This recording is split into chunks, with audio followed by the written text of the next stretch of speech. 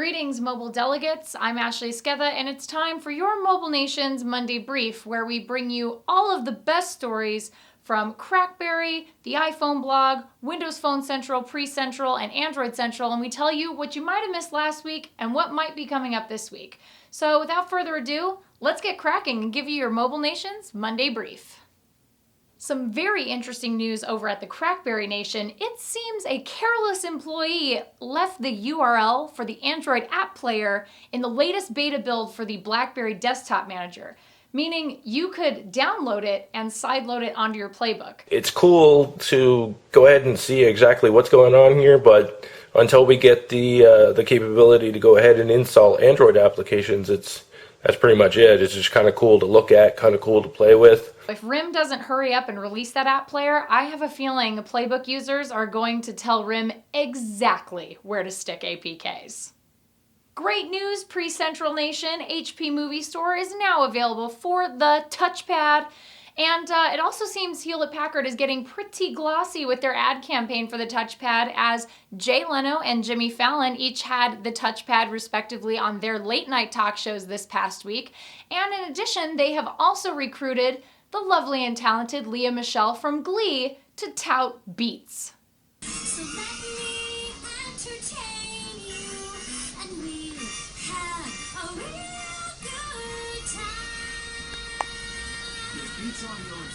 Well, this commercial totally makes sense because Glee and the HP WebOS operating system are both misfits who can't seem to become popular even though they're pretty awesome. Also a Hollywood week over at Android Central, as Netflix updated their app this last week to include a little bit more Android phones, bringing their compatibility list to a total of 24 Android phones out of 200 bajillion gazillion Android phones. Oddly enough, it seems like this new version of Netflix actually can be ported to a tablet. Phil's actually got the Samsung Galaxy Tab 10.1 running a phone version of Netflix that was ported over without rooting, without hacking, anything like that. You just install the APK and it seems to work just fine. So I tested with Phineas and Ferb on a phone, and look at that, picks up right where we left off on the tablet as well. Kudos. Over at Windows Phone Central, there has been a lot of talk about Android this last week. Why, you may ask? Well, HTC is currently embroiled in a legal battle over patents with Apple, and a judge a couple weeks ago ruled that HTC was in fact in violation of 2 of those patents.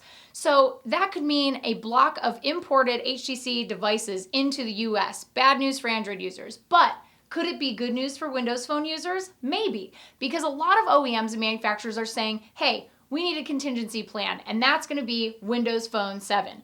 That's right, everybody's talking about it and saying maybe we should go ahead and hedge our bets by doing some stuff with Windows, maybe make a couple more devices with it. So fingers crossed, Windows Phone users, you might be seeing some pretty interesting hardware if Apple ends up screwing over Android.